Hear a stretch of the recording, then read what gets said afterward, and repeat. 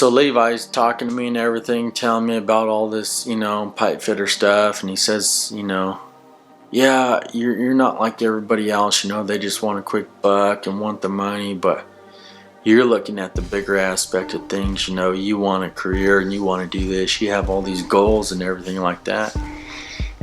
And I said, I just want a good life for me, my family, my son, and I want to change my life.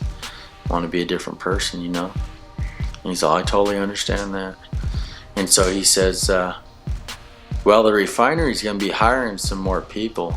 And he says, if you're really, really serious about this, he says, I'll recommend your name and get you, try to push it in to get an interview. And I says, dude, if you could do that, that'd be awesome. That'd be so awesome. And he's like, yeah, I'll throw your name in the hat, And I says, right on, that's cool. So I end up applying and everything, and about a month or so later, I end up going for an interview. Everything goes good, and they end up hiring me. And when I was working with Gregory Piping, I think I was making like $15 an hour.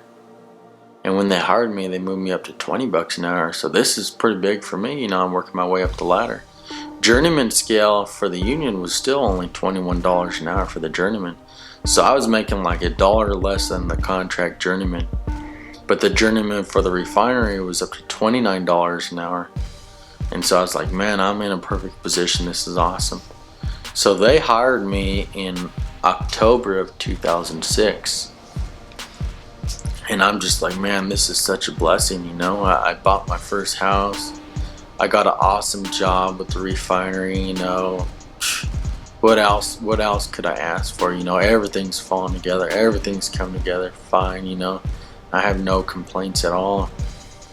And so 2 or 3 months after I got hired, well, let me back up a little bit. So I got hired in October of 2006, and I'm only working there for like 2 or 3 weeks. And me and my girlfriend, everything's going good now. Our son, we're back together and stuff like that. We got a house, and we're just, just trying to do good in life, trying to enjoy life and live a good life. And me and her were watching a movie one night, and my son was upstairs sleeping, and she gets a phone call. And when she answers the phone, she's just like freaking out, like, oh my God, no way, no. And she gets up, puts on her clothes, and she just takes off. She leaves. She doesn't even tell me what's going on. And I was like, what the hell happened, Well, we found out that night that her brother ended up committing suicide. So him and his wife end up, having a lot of issues, and he committed suicide. I'm not going to explain the details on this because I think it's private, and that's the best way we're going to keep this. If she wants to say it one day, then I'll let her say it. But he ended up committing suicide, and that was Caleb. He was a damn good dude. I always respected him, everything. And he'd just become a journeyman electrician too. And he was working a while to get this, and just everything went downhill, and that's the decision that he made, And so times were hard right here because, I have a good career and everything I'm starting, and everything's coming together, but my girlfriend's brother just passed away, and so we have to deal with this, and it's hard, it's life. And none of us want to go through any of this, but sometimes we have to, and sometimes we just got to be strong and just, do our best. And so she's trying to cope with it the best she could, and I knew it was eating at her. I knew it was, really hurting her because she was really close with her brother. She has 3 brothers, and she was really close with that brother. Well, after this time, I think 2 or 3 months goes by after his death, and like she was just having a real hard time with it, and she was wanting to drink, and do shots and stuff like that, and all I could do was just try to be there the best I could for her. And I would drink a little bit here and there with her, but there's, you just can't really drink and do drugs or whatever, and try to erase that from your mind, because it's always going to be there. It's always going to be there.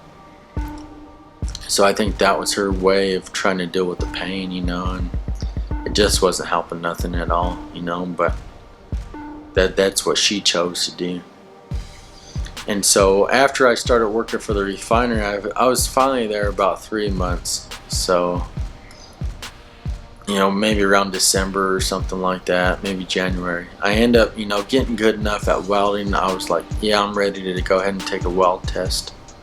And so I end up taking a weld test, and I end up passing that weld test. And the weld tests for the refineries are pretty hard, and they're not easy. And even if you're a veteran, at welding, they're still not easy. They're pretty hard, rigorous tests, And I ended up passing that weld test, and I got certified as a pipe welder at the refinery.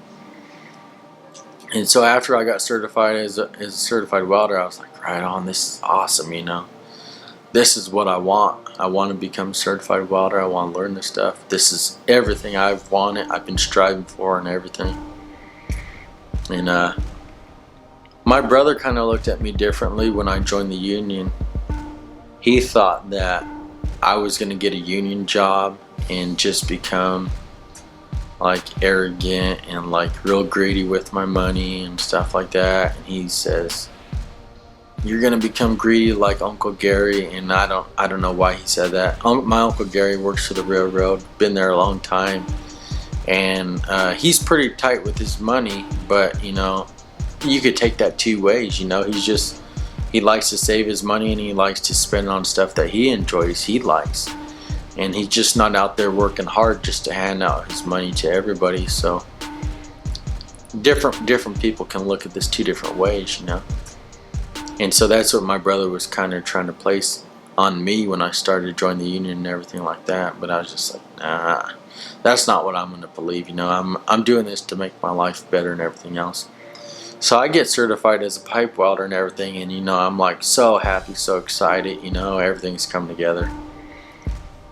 And they start having me do some like welding jobs out in the field, like stuff I was like really scared to do like 6 months prior, They start having me go out there, weld pipe, and they had me do a hot tap weld. Like as soon as I got my certs, they had me do like a hot tap weld, and that's like one of the most dangerous welds in the refinery. So they have like a live line, and it's like vapor gas that they send to the flare stack. All this stuff in this line is like highly flammable, and they send it out to this big stack out there, and it's just, when you drive by the refinery, it's like a big stack that's on fire. That's where all the waste gas goes towards. And they had me welding on one of these lines, it's called a split lateral. It's almost like a T fitting, but it's cut in half. And you weld those both halves on, and the line was like a big 10-inch line. And then they come in and put a valve on top and drill it. It's called a hot tap is what it's called. And it's actually pretty dangerous for the welder and pretty dangerous for whoever's drilling the hot tap. You got to be careful, especially with the gas, So if I was running too hot welding, I would punch straight through there and start a big fire or something, And I was just like, my journeymen I was working with pretty much threw me on that job, because they were like, well, if you want to be a welder and everything like that, well, the first thing that's good for you is go out there and start welding. You need to learn this trade, you need to do this, you need to do that. So they threw me right in the hot seat right as soon as I got certified. And I was like, oh, great. So I had to do it. I was pretty much forced into doing it. So I did that job. I passed it and everything. We didn't have no issues, and it's just like, well, thank the Lord, And so we started going through the motions and everything, and they start taking a liking to me. My bosses start taking a liking to me, and a few times. So I think I was like maybe a second-year apprentice by then. I was barely in the union, like maybe a year and a half by then, and I was already welding in the refineries. And a couple times my boss wasn't at work. He would say, well, I'm not going to be here for a certain amount of days on this week, whatever. And I'm choosing you to be the foreman for me, to cover for me. And I was like, what? And I was just like, I'm just apprentice, you know. And he's like, well, you need to learn sometimes. You can do it. Don't worry. You'll be fine. And I thought that he would pick a journeyman, but he picked me, an apprentice. Has only been in the union like a year and a half. So I was like, well, whatever. There's no way talking myself out of this. So I'd fill in and learn how to be a foreman here and there on certain jobs, you know. And they would jump up my pay for those certain amount of days, all the way up to like 30 bucks an hour or 32 bucks an hour. So I was like, well, this is cool, you know, whatever. At least I'm learning all this stuff and whatever. So they started jumping me in all these positions at a young age, you know, and I was kind of liking it because I was learning, you know. Even though I was scared and a little bit timid, I still took advantage and I still went forward, you know, because I learned a lot of stuff. I did a lot of stuff, and it just helped me grow that much more. And so after this, so I'm there, and when I start working at the refinery, you know, I didn't have a very good car. It was a little car my girlfriend gave me. Her mom and her dad bought her a new car, and she gave me her old car, which is fine, you know. It is better than what I had back in the past. And so after I started working at the refinery and making decent money, I finally bought my own car, and it was just like a used car. It was like $15,000, but it was nice to me, you know. I was proud of myself and everything. So after I got my welding certs with the refinery, it was like a year after I had my welding certs, I was doing all kinds of journeyman work, you know, doing all kinds of stuff that all the other journeymen were doing, welding the same pipe, doing all the same work, whatever. They had a lot more knowledge than me, but I was still doing some of the jobs that they were doing also. So I went up and talked to my foreman one day, or the superintendent over the whole maintenance shop, and you know, I was just telling him that I've been doing all this journeyman work. Is there any way they can move me up in pay? You know, and he says, well, come back in another week and we'll talk about it. And I says, all right.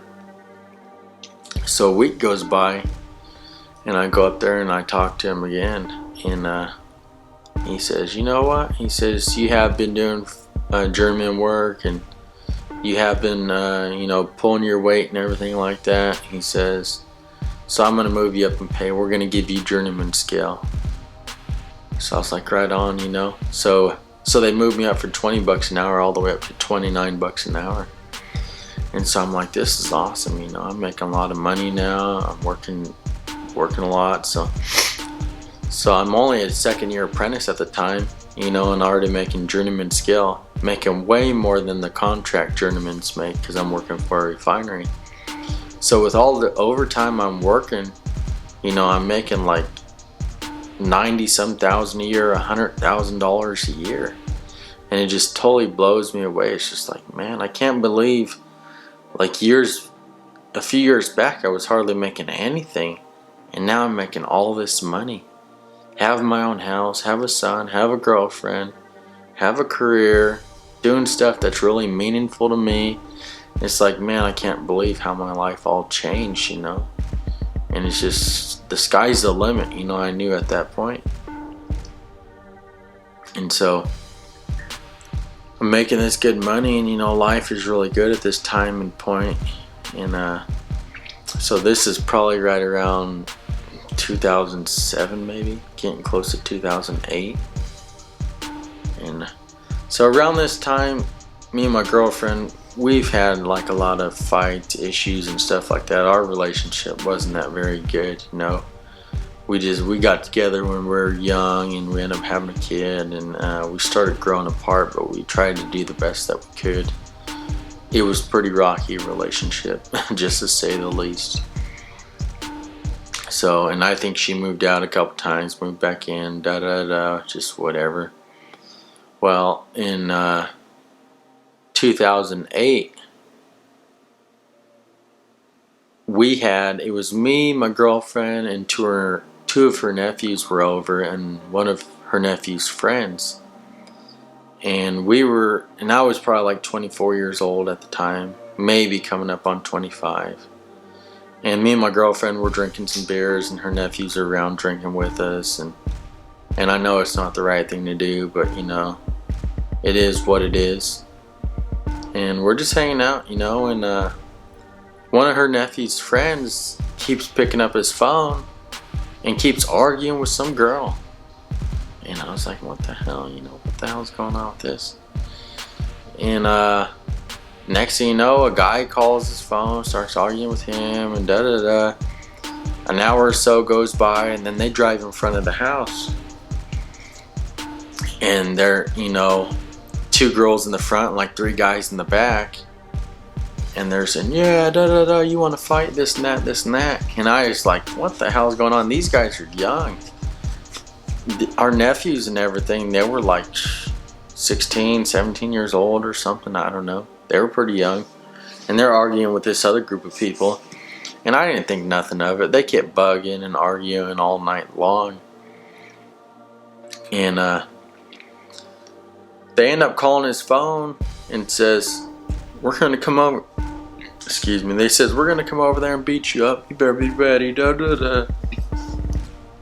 And I just thought to myself, I was like, whatever. It's just a couple of kids. They'll probably just be wrestling in the front yard or whatever. I ain't got no time for this stupid stuff. So it's getting pretty late in the night. It's getting right around 11 or midnight. And so we end up shutting down the party, I ended up going up, and it was just like 5 of us, me, my girlfriend, her 2 nephews, and her nephew's friend. And I ended up going upstairs, I locked the front door and everything, went upstairs and started going to sleep, And I think my girlfriend, she stayed downstairs with them a little bit longer, hanging out with them. But they shut all the doors and they're just hanging out. Well, at this time, we had a couple of dogs. We had 2 German Shepherds, and that's the only dogs we had at the time. We had those dogs because they're real protective. And so I went upstairs and I went to sleep, and I was a little tipsy too. So I thought the best thing was to go to sleep, and just sober up in the morning kind of deal. But guys, go ahead and stay tuned a little bit longer and you'll find out what happens next. I got some pretty wild stuff that's going to happen next. If you haven't subscribed, go ahead and subscribe down below and stay tuned, because I got a lot of content coming out so you could hear the rest of my story. Not only am I going to talk about my testimony, I'm going to talk about a lot of stuff I got going on. A lot of stuff in life. So just stick around and we'll see what happens, guys. Take care. Check out the next one. It's coming up next.